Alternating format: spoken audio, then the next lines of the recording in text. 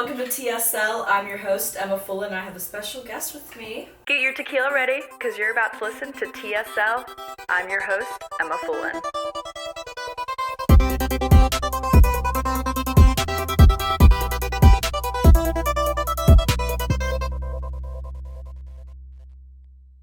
You want to introduce yourself?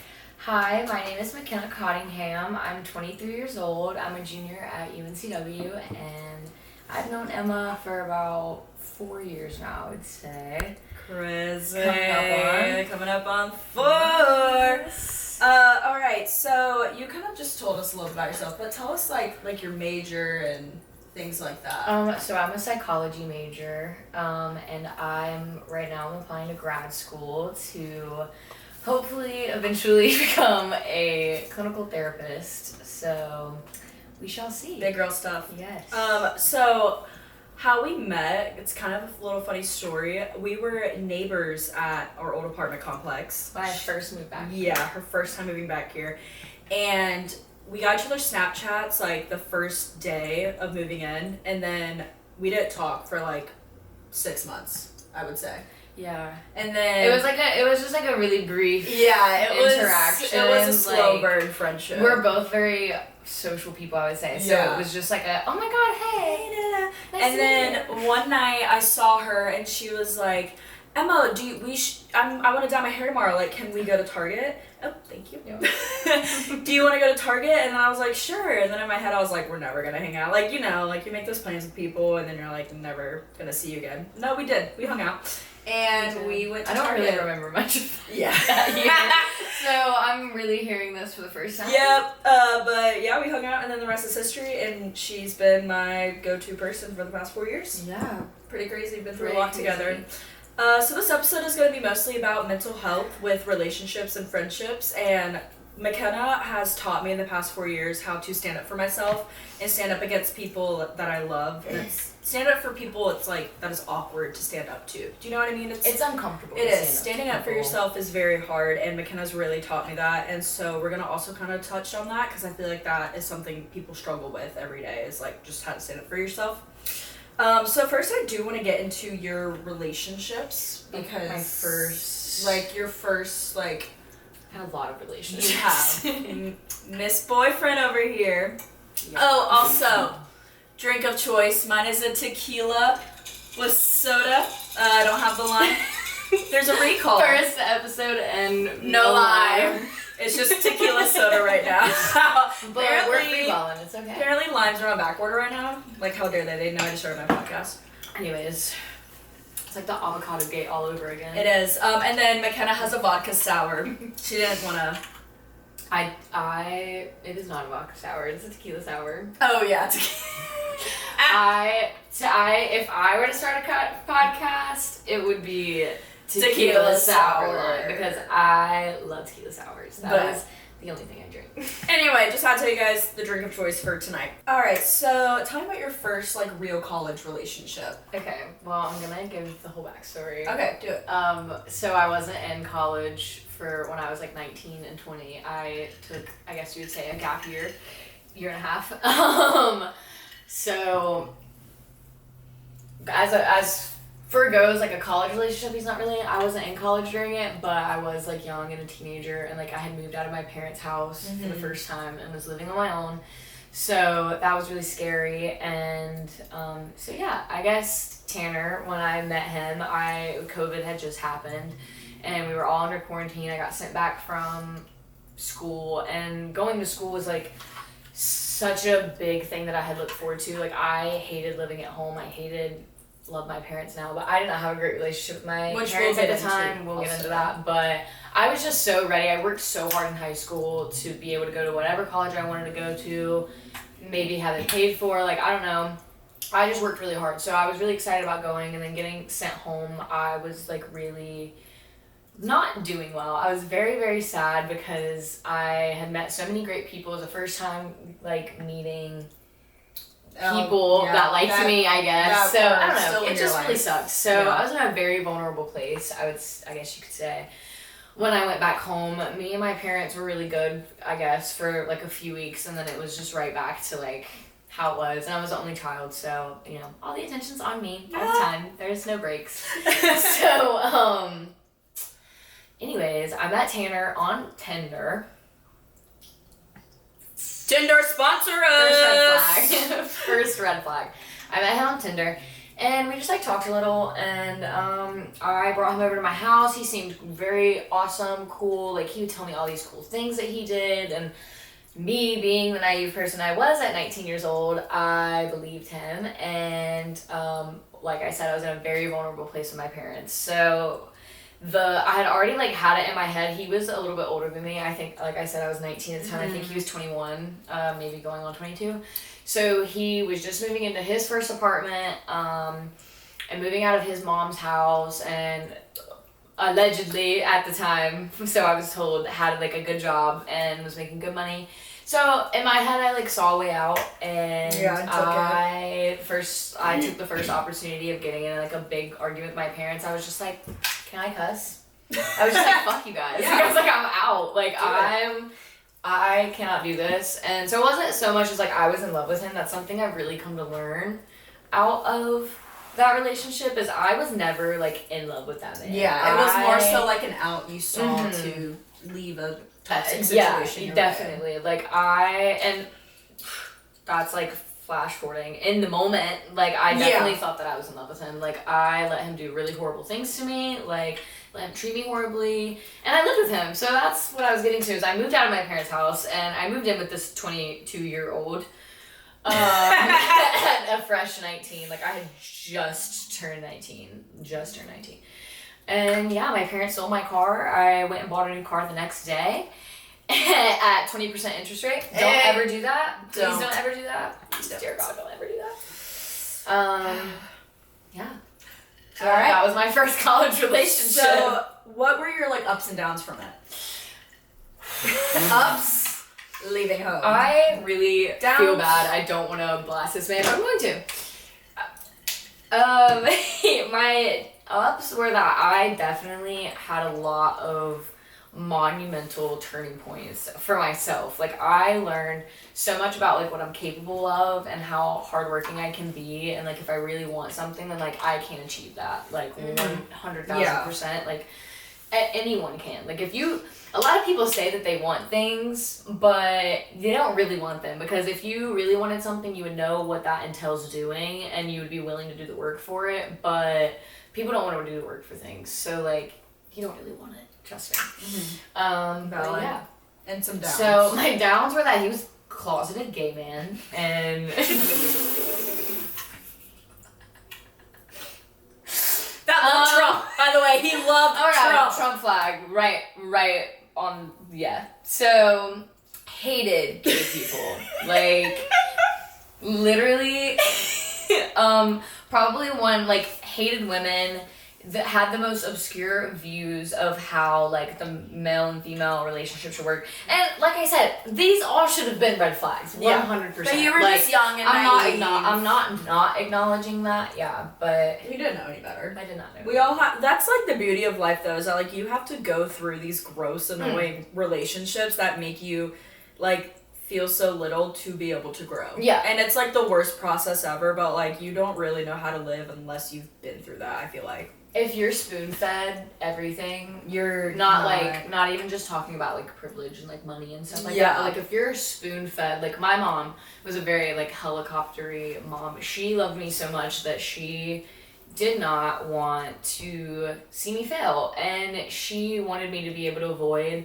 all the mistakes that she made, but I couldn't learn that way. And I already struggled so much with like mental illness at such a young age, and like a lot of just like childhood trauma at the time that I didn't understand yet, and I didn't really understand how it was affecting me. Like, I was one of those people who was like, nah, like, I'm good. Like, don't worry, it does not affect me. Like, when me and my mom would talk about it, she would ask me about how I felt about certain things, and I'd be like, oh, I don't even care. I definitely cared.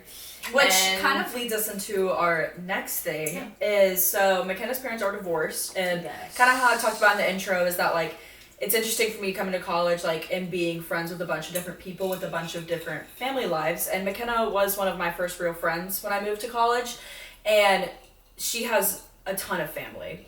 like ton of Problems. siblings. Well, problems, family but issues. also she has like a lot of siblings, and I can never keep count. But we won't get into all that. But I really want to know, with your mental health, so you went through a ton with this Tanner boy. Yes. And it made you grow a lot, like with yourself, with Yes. relationships. You know what you want, you know what you don't want. Mm-hmm. He was like kind of like. That's what I don't want. Yeah. Like it made me realize that people will lie about literally anything. They love lying. Yeah. And so I kind of want to know, like, your emotions during your parents' divorce and relationship. So my mom and my dad, my like biological parents, divorced when I don't even know if I was a year old yet. So that was one of those things where like I didn't really ever say that affected me. Yeah. Like people would be like, oh, like your parents are divorced, does that affect you? I'm like, no, like it happened so You were young. so young. I didn't think much of it. Definitely did affect me. Yeah. The like Later down the dynamic road. that divorce causes, it's hard to escape those consequences of that. Even if you are like co-parenting well, like it's really hard to not hurt the child in the process. So anyways, my biological parents divorced. My mom remarried my stepdad. I don't know how old I was. I was very young, I think. I think the wedding pictures, I could have been around like 3, maybe. But they were dating before that. And my dad remarried a few times. So he remarried my first stepmom, and she physically abused me for 8 years. Yep. And it was very, very sad and very hard to like mentally process, I guess. Like that was another one of those things where like I said it didn't affect me. Like I was so young, I don't remember it. But like growing up and now being a psych major, I know why I don't remember it, and I know that it definitely still affects me in a way that I can't see. But knowing that now, I can definitely be a better person and like learn how to treat people. Anyways, that wasn't the question. The question is my parents. McKenna took her Adderall today. Yes, I did. So the stepmom, that was crazy. And then my stepdad. So my stepdad was my father. I consider him my dad. I have 2 dads, basically. He took care of me my whole life. Shout out to you, Donald. Donald, you're the best. Love you. We love Donald on TSL. So yeah, I didn't think for the longest time that it didn't affect me, or that it did affect me, because I still had a dad. I was still taken care of. I saw my mom in a marriage, and like, I don't know, I still had like a mother figure, father figure, and a happy marriage in front of me. So like, I didn't think it bothered me. Yeah. And then I turned, how old was I? 20? Yeah. Before I moved back to Wilmington. So before I moved back to Wilmington, I'm not going to get into all the details because I don't want to blast my parents. Yeah. But my mom and my stepdad got a divorce, or they separated. And that was very, very hard on me because my stepdad wasn't like my biological dad. I don't know, something in my head, I was like, he's gonna leave me too. Because like he can. He can. Like he doesn't have any like obligation towards me. And you know, we're all used to people leaving us. And like if it's not something in it for them, then why should they stay? And it's just like the selfish nature of humans. So I just was like, oh, he's leaving me. Had a little panic. And also at the time my mom had breast cancer, so like that was also just a lot. It was a lot happening. It wasn't even me. Like don't get it twisted. Like my mom went through the ringer. Like it was horrible. It just was not a good time for my family. Yeah. And like everyone deserves grace at that time because that was crazy stuff. But yeah, I don't know. Just watching like having a divorce at such a young age and then being able to compare it to watching a divorce happen as an adult is such a weird perspective to have. Yeah, you on know? top of what your mom was going through. Yeah, on top of that. I don't know. It was just so crazy to experience that at such like vast age differences. Yeah. And like being able, as a psych major that I am, like I'm able to just like think about how it affected me at different like ages and how it affects my relationships now. Like definitely with the stuff with Tanner or whoever else that I've dated in college, like I've learned something in every single one of them, but I've also seen how like I portray my mom in a lot of things, and like I look for my dad in a lot of things, and like the men that I tend to be involved with. Yeah. Just like aren't. I mean, you do marry. Not your saying that father. my dad's a bad person, but like I don't know. You tend to like find that like I tend to really like nonchalant. I don't care if you live or die type men. So, and my dad's not like that. My dad loves me, but like he's just a very laid back, like doesn't really care about much type of guy, and like that's just I don't know. Yeah. That's not really what I want. No. Totally. Or Which you have come out a lot stronger than that, and you have such a great 100%. relationship now. But I still struggle so much. You do. Like Yeah. in relationships, like when you're actually going through it, it's hard. Like it's really easy to judge how people handle relationship problems in their relationships. Yeah. And like how like you could definitely look at someone and their man cheated on them and you're like, oh my god, like I would leave him in a second. You're Like crazy. why haven't you left him yet? Like I would have done been gone. But no, Yeah. you wouldn't have. Like, no, you wouldn't You have. can say, that's another thing, like, with relationships, like, you can say so much and, like, hear what someone's going through, and, like, you yourself can have so many opinions on it, but, like, you won't really know what to do unless you're in until it. you're living it. And it is, like, it's So a crazy... don't judge people. No, please, like, You really don't know. it's the craziest slap in the face. It is. And It's very we've all had humbling. the slap in the face doing that, but it's like, you really, at the end of the day, like, you just gotta let them live. You gotta let them do what they want. You gotta let them get hurt as many times as they want until they're ready to leave. Agreed. And you can't make someone do something you that can't. they don't truly want. And like, it's crazy. Like, they'll go back to the every single time at the end of the day. they'll lose everyone in their life. They don't care. Yeah. Like, and you can't be offended that they're not choosing you. Yeah. Like you know. come on, you've been through there through You've that all too. been there, girl. Don't even. All right. Yeah. So this is actually another segue. So how I mentioned earlier, like, you really have helped me stand up for myself, as I feel like you've helped a ton of people. Which can we say? Side note, I don't really understand why y'all think that. Like I don't know what I do to make y'all feel just so confident. and But you're just so like, I think I just don't. you don't care. I don't think I think before I speak. Which And is I think beautiful. that It's it your just best like comes quality. out. And you're like, wow, like We're she like, just really says whatever. And I'm like, Get it, in my Kyle. head, I'm like, why did I say that? What am I even talking about? But so how and when did you really start standing up for yourself? Okay. Do you remember the moment? Yes, we were actually just talking about this earlier. We were. So, I have a very distinct moment in time when I remember standing up. It wasn't really for myself. It was for my best friend Liv, and you've met Liv. Oh, I love Liv. If Love you're Liv. watching, we love you, Livy. Shout out to you. Mm-hmm. She actually just moved back from Montana. Do you know that? So Salisbury? Yeah. Yeah. Today, she's literally probably. All right, almost Liv, there. you're gonna be a guest star on here. Get ready. She will be. So, anyways, Sorry. although my friends now see me as very confident and outgoing and they love There's me. a little secret about McKenna. It was always like that for me. And people in high school did not really like me that much. And I didn't have I had friends, like, one thing about, like, being pretty, and we all know this sitting in this room, all you girls, like, being pretty comes with privileges, but, like, it also comes with, like, issues. So, like, you might physically fit into a crowd, but that does not mean that, like, you emotionally or, like, mentally fit in with that crowd.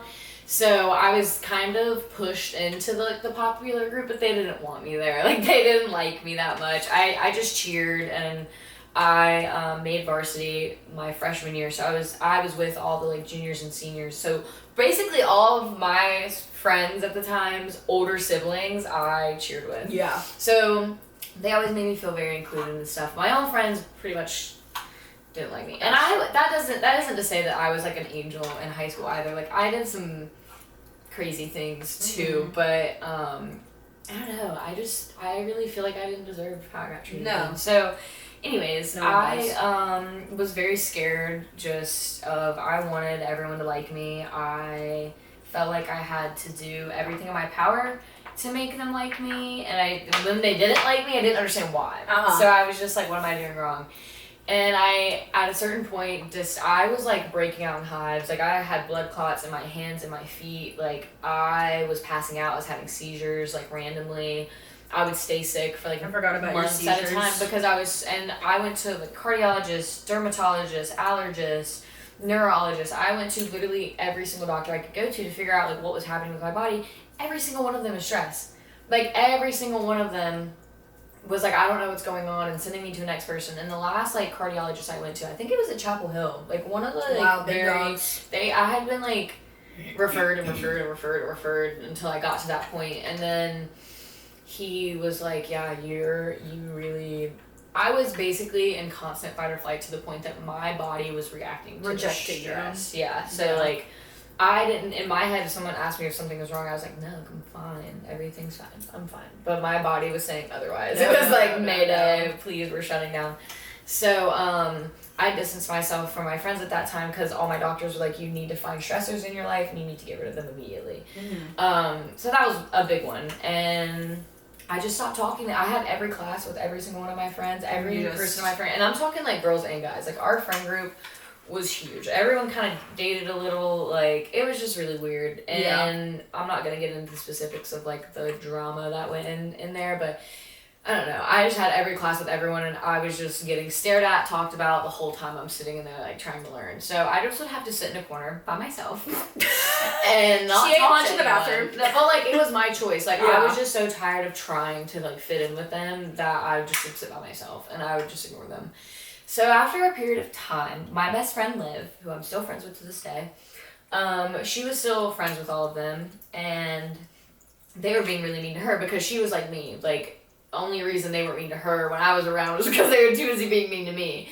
So she was the then when I target. wasn't there, Liv was the target, and I don't know, I just remember being in honors chorus at the time, and I saw like some hubbub going on over there, and I was kind of like listening, playing on my computer, being nosy, and I saw Liv walk out. And I was like, I really don't want to be involved. Like, I'm trying to avoid drama and stress at this time. I'm like, this is such a core memory for me. Like, I could, like, draw this out in a cartoon right now. And I'm like, I really don't want to go out there. So I go out there, and there's, like, stairs in the hallway, and she's, like, crying up in the stairs. Yeah. So I walk up there, and I'm talking to her. I don't remember the conversation, but I was basically just trying to, like, console her and be there for her. And then the group of girls, storms in there. Yeah, they storm in there, or out there, and they're like, I don't understand what the problem is. And we're just like bickering, basically. Or they're bickering. And I'm like, look, I'm not involved in this. I'm not even friends with you guys. Like, I just was making sure she's okay. They're not listening to me. Like, they're talking over me. And I just, like, feel the heat. This, like, rage. And at this point, like, y'all know me as, like, I try to conceal my anger, but I can get pretty angry. And I'm not proud of it. Like, I don't want to feel this way. But this specific day unlocked this inside of me. Yep. So I, like, feel my face getting red. I'm, like, tingling, and I don't even remember what I said. I stood up, and I cursed them bitches out. Straight up. Like, I don't remember. I was yelling, like, screaming. I couldn't hear anything. I'm flailing my arms. I'm just, like, just years of anger is coming out of these girls. And I just walk out. I go to my car, and I sob for the rest of we had a substitute teacher on this day, so my substitute teacher ends up writing a note to my chorus teacher and tells him, and you want to know what he did? He pulled me in the next day, and he told me how proud he was of me. And that... Because he was so tired of them being mean to me. And that is a perfect example as to why everyone needs to stand up for themselves. I was reinforced from that point. She was reborn. No, reinforced. Oh. No, so, like, in psychology, we learn that, like, behavior is reinforced, so, like, it's fine. So, like, if you do something like that was a big monumental moment for me. Like, I was standing up for myself. If my teacher wouldn't have told me how proud he was of me, like, I probably would never have stood up for myself again. So, like, him doing that gave me the encouragement and the reinforcement to keep doing it, and that's what I try to do for you guys. Yeah. And, like, that's why I'm like, no, like, you should say something. You should always say how you feel. Like, maybe not react that way. Like, should I have react that way? Absolutely not. And that's definitely the conversation he had with me. Like, we should definitely handle our emotions better, and that's what I've learned over the years. All right, we had a little quick break. Had a potty. But we're back. We had a potty break. We just had burrito bowls. we were talking about standing up to your We friends. were, and now, another question I have to ask you is, so how, like, did you get comfortable enough to stand up to your literal friends? Because you've stood up to me a bunch of times. Yeah. And you've made it very comfortable for me to stand up to you. Like, how did you build that platform type and have the heart to do it? So, the story we were just talking about, like, what we were talking about on our little break is, like, they weren't my friends. So, like, standing up to them was hard, but, like, that was just kind of, like, the first step. Because I didn't really care about them. I knew that those weren't my people yet. Yeah. So, burning that bridge at the time did not really scare me. Yeah. Yeah. So I would say standing up to actual friends and the people that you care about, because the people that you love will hurt your feelings. Like, because they're comfortable enough to. Yeah, like, you're gonna experience that. And we've talked about that a lot. Like, we've experienced it a lot in the 4 years of being friends. Like, I don't know, you're just gonna do shitty things to people you love. Yeah. And it's hurts. like, you kind of have to, like, cross that, like, boundary in a way to know that, like, it's a true friend. Because friendships... Well, knowing that you can, like, withstand that. Yes, like, and, like, true friends... Because people, like, okay, Kiwi's on the light. Kiwi is on the bed. Kiwi's making her debut. So basically, like, with friendships, it's, you kind of gotta, like, set that boundary in a way, because the way I see it is if I can't come to you about something, then you're not my friend. Yeah, like, I feel You like can't see me at my worst. Yeah. When I first met Emma, we're gonna get into this a little bit. Emma was scared. Still is a very much, like, kind of a people pleaser a little bit. Yeah. She really cares about how people feel about her, which is natural. Like, none of us want people not to like us. Yeah. But I feel like when you've been walked all over, you get to a breaking point. Yeah. At a certain point, and you have to know how to communicate that to the people that you love, because you don't always want to burn that bridge, and you want to keep those people in your life sometimes. So it's very important to know how to do that. So to your question, how do you stand up to people you love? First, you know that you love them. Yeah. You have that conversation with yourself. Something I've learned is, if I don't care about it enough, I'm not going... Sorry for the audio listeners, Kiwi just, like, rejected Natalie. Poor Natalie. Rejected. And Kiwi's blinding herself with Yeah, Kiwi really is feeling herself right now, so, in the camera. There's, like, a mirror. Anyway. Back to what you're saying. So... Oh, wait, let me gather it. It was, like, the way you stand up to your friends is, like, first you have to know you love them. Okay, yeah, first you have to have that conversation with yourself. Like, if I don't care about it after a day, then I'm probably not going to bring it to you. Because at that point, like, our first initial reaction or, like, emotion to things isn't how we truly feel. We've talked about this a lot. Yeah. Like, never go with your first emotion. Mm-hmm. Never. Never, ever, ever. It's the rawest, it's the most, like, it's the most vulnerable you feel, and sometimes that's not the right answer. Yeah, it's just not... You're very worked up. So definitely wait, and then if after that 1 to 2 day mark, it's still bugging you, and you're thinking about it, maybe you're looking at that person differently, it's definitely time to have that conversation. And me and you have had this talk a lot. Like, it's not comfortable to talk to people about your feelings. Like, it's not very fun to tell someone, like, hey, you hurt me, because in other people's minds, like, it's easy to feel attacked, and it's easy to be like, oh, you're saying I'm a bad friend, or you're saying I'm a bad person. It's like, no, I love you, and I just want you to know that you hurt me, and it's okay that you hurt me. I'm not, how many times have I told you, I'm not mad at you. I want you to understand, I'm not mad anymore. I've taken time to think about this. She can't even look me in the eye right now, because she knows. I'm like, because we've done this, like, know that I'm not mad, but I'm gonna communicate how I feel. And also, like, with your friends, like, they just want the best for you. And so, like, what? The tip came off. Your friends want what's best for you. And the reason why, like, your friends want what's best for you and they're telling you these things or coming to you about these things because they want you to grow as a person. Because they want to further their relationship. Yes. You cannot have a relationship built out of resentment. No, it doesn't work. It probably lasts for 2 weeks, then you're done. Because you're going to end up hating that person. And it's not their fault because you didn't communicate that. You didn't communicate it. And it's, it's just a lot. That's how I stand up to friends. I have that conversation with myself. I say, hey, I'm still bothered about it. I'm gonna have that conversation. I recognize that I love this person. I'm not angry. Because you're already over the anger. I'm already over the anger. You took the 2 days to do it. I'm good. But if I don't tell you how I feel, I'm going to think about it at another point, and I'm gonna fester on it, and it's gonna boil up in me, and then I might start being kind of bitchy to you, and I might start being a little mean, and you don't even know why I'm being mean, and then there we go, downward spiral. Nobody wants that. No. And it's your fault. It's 100 at that point. Even though it could have been the other person's fault to start the fight, but 100%. now If you communicated that, it was 100% in their court and their like part to take accountability at that point. And if they don't take accountability, if you didn't communicate that, it is no longer like what they did to hurt you is their fault, but it's no longer their problem that you didn't talk to them and that you feel some sort of way. Exactly. Like, it's just not.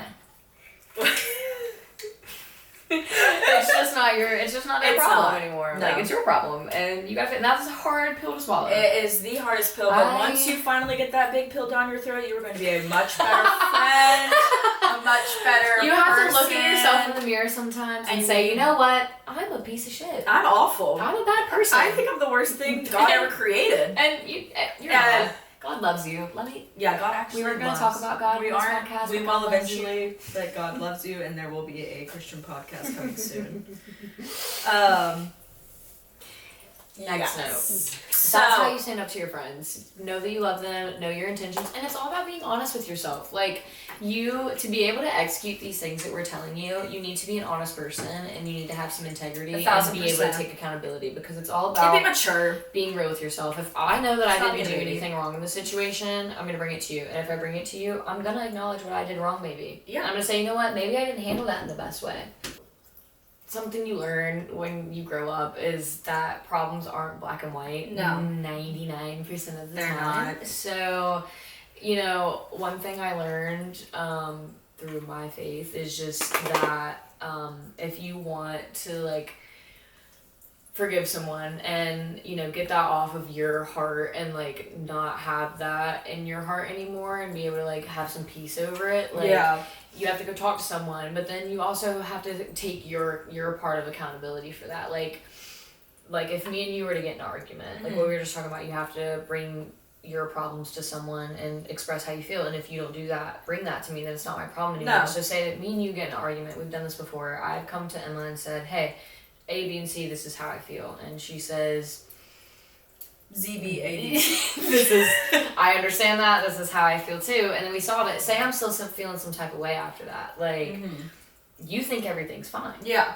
Like, it's whatever. It is my job to get rid of that resentment. Like, either on your own or do another talk with another person. I don't know. It's just hard. And then I have to be real. Oh, we were saying, like, sometimes you have to look in the mirror and say, I'm a piece of shit. Like, I'm a bad person. You're an awful person. Taking accountability is just... It's huge. A big thing. And having peace for yourself, though. Like, really comes with time. It's not for other people. Like, I think that's, like, the big takeaway from it. Is that you may feel like, oh, well, it wasn't my fault, though. But, yeah, like, if you get off your chest what you did wrong, though, and, like, you're being honest with yourself, then you no longer have to feel at fault. Like, that responsibility is off of you. Yeah. Now. And that's what I take away from it. It's more so for me than it is for the person that I'm talking to. Perfect. So, that is really... Yeah. So the last thing we kind of want to get into is, so we talked about your relationships. We talked about, like, friendship stuff, things like that. Having friends in college is hard. It's crazy. It's a whole thing. We won't get into that because that could be a 2-hour-long episode. But I just kind of want to know, like, how do you conquer mental struggles while you're in a friendship and relationship? Like, having your own separate mental problems and then also having to, like, socially interact your relationship. So, it's back to honesty. Honestly. But it is. Like, it's all about being honest and being comfortable enough to come to your friends and be like, hey, like, I think you and I have had this conversation, like, I've had to apologize to friends sometimes after months of not communicating. One thing about me is I'm not good about being on my phone. And I'm not good at responding to texts. I'm not good. McKenna got that D&D. I'm not even on D&D. Like, I still saw that shit. And I'm just not answering. And it's literally nothing personal. It's not personal. I can't do it. I just cannot do it. So,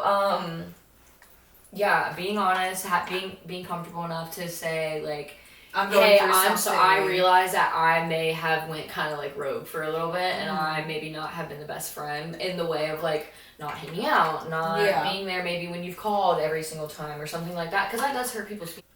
I may go rogue sometimes and like not really talk, so you have to like be honest with people and be like, hey, like I understand I haven't been the best friend maybe, and like I haven't really been there for you when I needed to be. I've been really going through it, and I don't really know how to explain it right now. I'm not ready to talk about it yet, but just know that like it's not you, it's me. Type deal. Like, and mostly like with like mental health, like it's once again it's about just taking accountability. We all have our own mental problems. We all have that affect our friendships and relationships. But if you have that true person in your life, then they'll understand. And if you just have to be good at communicating. Yeah, if they don't understand it, then bye.